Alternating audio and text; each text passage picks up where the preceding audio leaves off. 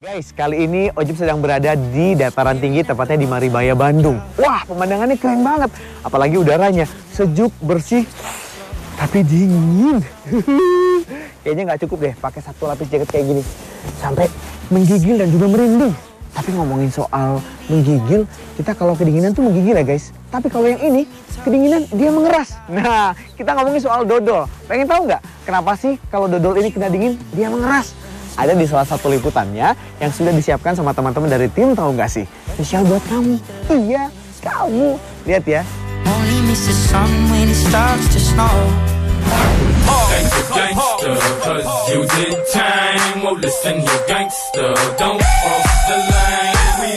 Kalau ngomongin tentang makanan yang menyilaukan mata, emang nggak ada habisnya guys. Kabupaten Karawang juga nggak mau kalah guys. Di sini juga ada pizza, burger, dan masih banyak lagi makanan seru yang social mediaable, alias wajib banget buat diposting di sosial media. Nih kalau nggak percaya, di sini ada pizza warna-warni yang manisnya kayak kamu. Kalau kalian nyobain pizza ini, rasanya pengen nambah lagi dan lagi deh. Hai.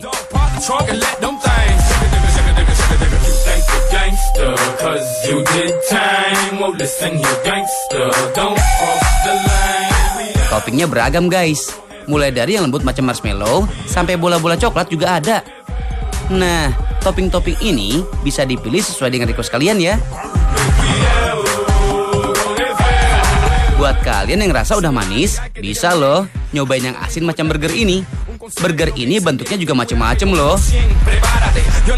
Tuh lihat, ada yang bentuknya hati. Cocok deh buat nyatain cintaku ke kamu. Guys, roti-roti ini sebenarnya dibuat oleh masyarakat Bandung ya. Duh, emang nih, kalau ngomongin kreativitas, Bandung emang juaranya, euy. Setelah heboh rainbow cake beberapa waktu silam, sekarang muncul panganan unik berwarna-warni. Ya, rainbow bread ini nih. Nggak hanya soal permainan warna yang diaplikasikan pada roti, tapi juga bentuknya loh. Guys, roti warna-warni emang baru booming belakangan ya, karena nggak sedikit para pelaku kuliner yang pakai produknya. Di Bandung cuma produksinya doang ya. Nantinya, roti-roti ini dikirim untuk dijadikan sebuah makanan atau minuman. Mau burger yang besar? Ada banget. Diameter burger 40 cm. Sehari, toko roti ini bisa memproduksi sekitar 2050 pieces loh guys. Keren. Kalau ngomong soal ketahanan sih, roti-roti ini bisa tahan sampai 4 hari di suhu ruangan. Nggak percaya? Kita buktiin yuk. Bikin roti kayak gini, ternyata harus spend waktu yang lumayan lama ya guys. Proses nunggunya itu loh yang bikin lama. Yap, proses pengembangan rotinya sendiri lama banget guys. Eits, meskipun warnanya merona begini, warna yang digunakan tetap warna makanan loh ya. Jadi aman pakai banget buat dikonsumsi. Kayak pelangi gini deh. Kalau ngomongin tentang pelangi nih, kenapa bentuknya melengkung ya guys? Ada yang bisa jawab? Coba lihat hasil fotonya bagus nggak? Aku mau nanya deh, kamu pernah lihat pelangi belum? Pernah. Pernah? Aku juga lagi lihat pelangi nih di mata kamu. Ada pelangi di bola matamu dan memaksa diri untuk bilang aku sayang padamu. Kamu tahu nggak sih kenapa pelangi bentuknya melengkung ya? Soalnya mungkin karena efek pantulannya melengkung kayak gitu. Efek pantulannya melengkung gitu?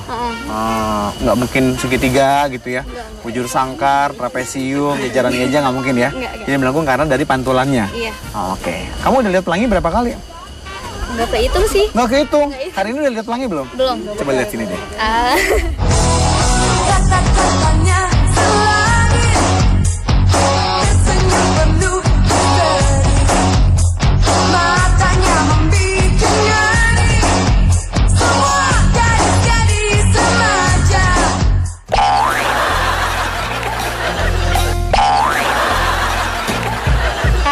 Sini mbak, ini geng hitam-hitam enggak? Udah pernah lihat pelangi? Udah. Coba pelangi warnanya apa? Magiku Hibini. Iya, Magic Hibini pokoknya ya. Oke. Tapi pertanyaannya adalah, tahu nggak sih kenapa pelangi bentuknya melengkung? Pantulannya, A. Pantulannya gimana tuh? Pantulannya kan dari kalau itu tuh dari air dan itu dari sinar matahari. Sinar matahari dan juga ke air ya? Iya, betul. Oke, Jadi terus? pantulannya itu kan membiaskan lagi. Membiaskan Air lagi. balik lagi. Oh, jadi dari air dia balik lagi gitu? Betul. Oh, gitu. Bener nggak? Jadi mantul balik, jadi balik lagi. Oh, kayak sama mantan ya balikan ya? Oh di hati ini hanya engkau mantan terindah yang selalu ku rindukan.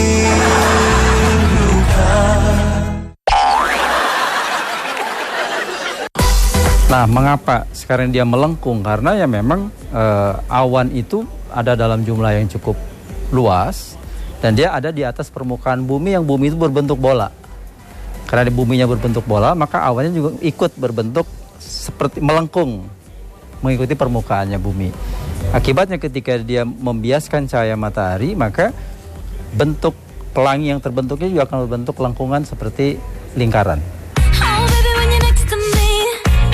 Guys, pelangi menurut Kamus Besar Bahasa Indonesia adalah lengkungan warna spektrum di langit sebagai akibat adanya pembiasan sinar matahari oleh titik hujan. Semua warna yang dihasilkan oleh pelangi berawal dari cahaya matahari. Nah, matahari itu sendiri memiliki beberapa warna yang disebut polikromatik. Karena warna-warna itulah kita dapat melihat dengan jelas wujud pelangi. Ternyata guys, warna pelangi itu banyak banget loh. Hampir semua warna yang ada di dunia. Tapi cahaya yang dapat ditangkap jelas oleh mata manusia cuma ada 7 warna tuh, yaitu merah, jingga, kuning, hijau, biru, nila, dan ungu. Atau biasa dikenal dengan Magico Hibiniu. Ketujuh cahaya inilah yang dikenal sebagai cahaya tampak guys. Yang unik dari pelangi itu guys, ternyata bentuk sesungguhnya pelangi itu bulat loh. Namun selama ini kita melihat bentuknya seperti busur karena terbatasnya sudut pandang mata kita.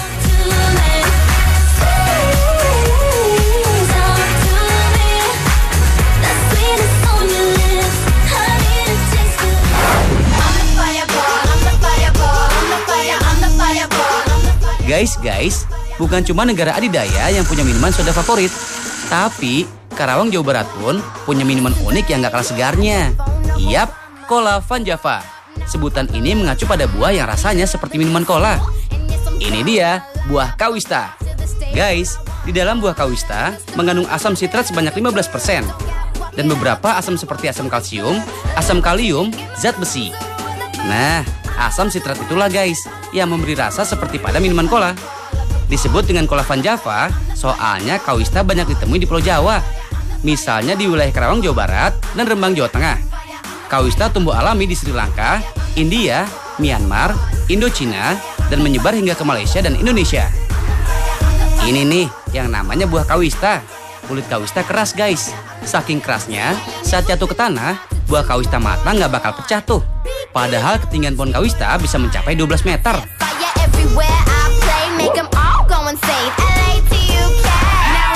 Guys, kawista bisa diolah jadi berbagai makanan dan minuman loh. Ada sirup, jus, bahkan dodol loh guys. Kalau mau bikin dodol, daging buah kawista dikerok dari kulitnya. Cara bikinnya sama kayak bikin dodol lainnya. Bedanya, tekstur dodol kawista lebih kasar tuh. Sebenarnya sih, dodol kawista adalah salah satu pemanfaatan buah kawista yang melimpah guys. Kalau pas lagi panen, buah kawistanya banyak banget. Kalau nggak buru-buru dimakan, bisa-bisa busuk deh. Kalau udah dibentuk jadi dodol kayak gini, enak kan ya? Dodol bisa tahan sampai 1 bulan kalau disimpan dalam lemari pendingin. Tapi kenapa dodol ini mengeras saat dingin ya guys? Lagi foto-foto ya, mau nanya-nanya dong. Aku mau bertanya, tahu nggak sih kenapa dodol ini mengeras saat dingin? Kenapa ya? Ya mungkin karena kaget angin kali. Karena kangen angin. Jiwaku melayang, dengarlah bisikan hatiku. Pemandangannya bagus ya? Iya. Kenapa sih dodol mengeras saat dingin? Mungkin ada zat-zat khusus kali ya. Zat khususnya itu apa, Frans? Ya kurang tahu juga sih. Oh, kurang tahu. Tapi jadi dodol terbuat dari apa sebenarnya? Dodol terbuat dari yang kenyal-kenyal. Yang kenyal-kenyal. Kadar gulanya cukup tinggi. Jadi memang kadar gulanya cukup tinggi, perbandingannya hanya 30-20% itu kondimen yang lain. Artinya, Kalau dodol tidak mesti harus di chiller, kondisi yang sangat dingin atau di freezer, hanya dengan kena angin pun dia akan mengeras. Gitu tuh. Jadi jangan heran ya kalau yang bikin dodol kayak ngajak berantem pas dodolnya mau matang. Berat, say. Guys, buah kawista juga bisa dibikin jus. Nggak cuma segar, jus kawista juga banyak manfaatnya loh. Antara lain sebagai penurun panas, mengatasi mulas atau sakit perut, dan berfungsi sebagai tonikum atau penambah darah. Guys, di dalam jus kawista itu ada biji yang kecil-kecil seperti butiran-butiran. Bagus tuh untuk memperlancar peredaran darah di pembuluh jantung. Tahu nggak sih guys, buah kawista masih satu keluarga dengan jeruk. Buah dengan nama latin Limonia adicima ini dikenal juga sebagai Indian wood apple atau elephant apple.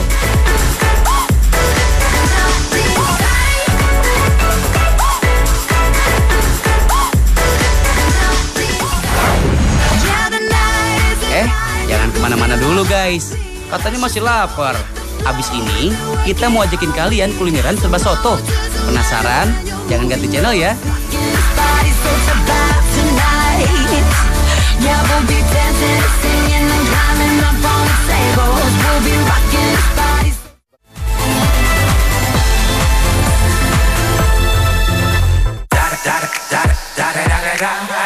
Guys, kita geser bentar ke Purwakarta yuk. Dari Karawang, butuh waktu sekitar 1,5 jam ke Purwakarta. Ada kuliner yang wajib kalian cicipi di Purwakarta. Bukan sate Marangi ya. Itu emang terkenal banget di Purwakarta. Kalau yang ini namanya soto Sadang. Sebutan Sadang berasal dari tempat pertama kali soto ini dijual guys. Soto Sadang terkenal dengan kuah santannya ya. Tapi kalau nggak suka santan atau takut kolesterol, soto Sadang juga bisa minta kuah bening yang terbuat dari kaldu rebusan daging sapi. Sama-sama endes kok guys. Isi soto bisa kalian pilih sendiri tuh. Ada daging sapi, babat, iso, kikil, sampai ayam. Tapi kalau kalian pengen nyampurin semua protein tadi, bisa juga loh. Oh iya, irisan daun bawang, tomat, bawang goreng dan empingnya nggak boleh dilupain ya. Mau tahu gimana rasanya? Duh, sotonya menggugah selera banget deh. Gurih-gurih gimana gitu. Rasa gurih soto Sadang ini berasal dari kaldu daging tanpa menggunakan vetsin guys. Nggak cuma kuahnya doang yang enak. Dagingnya dipotong kecil-kecil dan empuk banget. Jadi nggak perlu susah-susah mengunyah deh. Guys, sebenarnya soto merupakan salah satu kuliner khas Indonesia. Setiap daerah pasti punya soto dengan ciri yang berbeda-beda, baik dari segi nama maupun rasanya sendiri. Misalnya nih, di Kudus ada soto Kudus, terus di Jakarta ada soto Betawi. Kalau di Lamongan sendiri ada soto Lamongan. Nah, kalau di Purwakarta tadi ada soto Sadang. Di Karawang ada soto gempol yang gak kalah nikmatnya.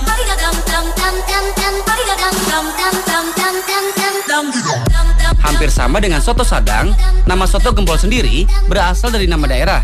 Awal berdirinya soto ini di daerah Gempol, Kabupaten Karawang. Soto ini terkenal banget seantero Karawang. Nggak cuma masyarakat Karawang doang sih. Ada juga loh warga Bandung yang bela-belain ke Karawang cuma pengen nyobain soto ini. Jelas aja, ternyata soto ini udah lahir sejak tahun 1980-an. Legend bener kan guys? Ada 4 pilihan protein yang bisa dipilih sesuai dengan soto pesanan kalian. Ada soto ayam, soto daging, soto babat, dan soto usus. Tapi kalau kalian mau coba semuanya, tapi takut perut kekenyangan, tinggal pesen aja soto campur. Kalian dapat 4 macam protein tadi di satu mangkuk soto gempol kalian.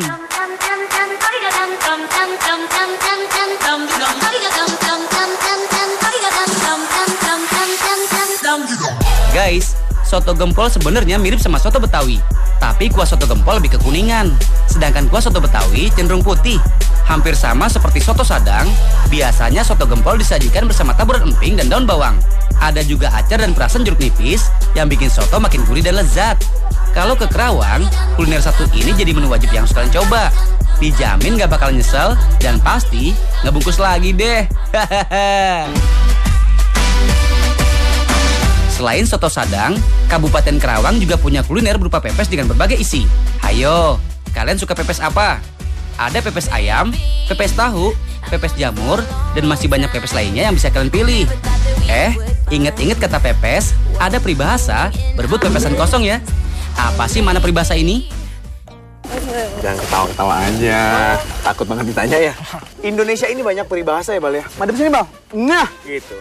Banyak sekali peribahasa. Nah, tahu nggak kalau peribahasa yang satu ini berebut pepesan kosong. Artinya apa, Bang? Memperebutkan sesuatu. Terus? Memperebutkan sesuatu yang digoyang ya.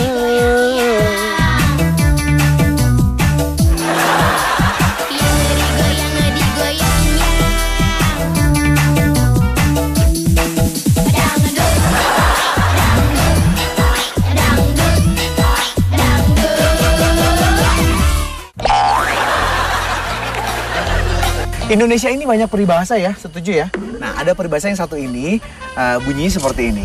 Berebut pepesan kosong. Artinya apa kira-kira, Vi? Rebutan yang nggak penting juga sih. Seperti apa misal? Contohnya? Rebutan pacar mungkin. Rebutan pacar? Kadang-kadang rebutan pacar penting tahu. Jomblo ya? Karena sesama jomblo itu feelingnya kuat. Saya juga jomblo kok. Kenapa jadi curhat ini? Jomblonya berapa tahun? Nggak terhitung. Nggak terhitung? Masih kalah sama gue. Gue sih baru 5 tahun aja.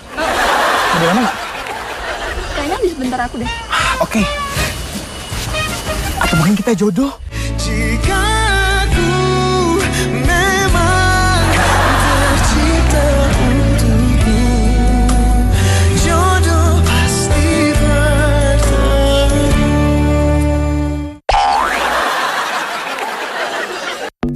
Di dalam peribahasa, bagaikan pepesan kosong, dianalogikan kepada seseorang yang misalnya pandai berbicara, sehingga orang tertarik sekali, tetapi kenyataannya apa yang diucapkan tidak sesuai dengan kenyataannya. Itulah terus lawan bicaranya, mitra tuturnya menganggap itu hanyalah pepesan kosong. Nah, kalau pepesan yang ada di Kerawang ini nggak mungkin kosong dan nggak ada isinya ya. Guys, pepes termasuk salah satu cara memasak dari Jawa Barat ya. Awalnya sih yang dipepes ikan mas, makin kesini makin beragam tuh. Pepes merupakan makanan non kolesterol guys. Jadi aman banget buat kalian yang punya masalah dengan kolesterol. Guys, mumpung kita lagi ada di Karawang, kita cobain pepes walahar yuk. Katanya sih ini pepes terenak di Karawang. Walahar berasal dari nama tempat penjualan pepes ini guys. Yap, pepes ini bisa ditemukan di sekitar Bendungan Walahar di Kabupaten Karawang. Pepes walahar disajikan bareng nasi timbal, lalapan, dan sambal khas Sunda. Oh iya, meskipun judulnya pepes, tapi di rumah makan ini juga ada menu udang goreng, ayam goreng, dan ikan bakar ya guys. Guys, jangan cuma nyicipin pepes walahar aja. Datang dong ke Bendungan Walahar. Tahu nggak sih, Bendungan Walahar dibuat pada masa penjajahan Belanda tuh, pada tahun 1918 dan selesai pada tahun 1925. Dulunya sih, masih banyak ikan-ikan di bendungan. Salah satunya ikan jambal. Saking banyaknya, ikan jambal dijadikan olahan. Salah satunya ya pepes. Bendungan Walahar masih jadi tempat wisata buat masyarakat sekitar. Mereka masih bisa memancing dan menjaring ikan di bendungan ini. Ya, meskipun mereka cuma bisa dapat ikan sapu-sapu doang ya guys. Oh iya, Bendungan Walahar masih digunakan untuk menampung aliran air dari Sungai Citarum guys. Air dari bendungan dimanfaatkan untuk mengairi sawah yang ada di Karawang.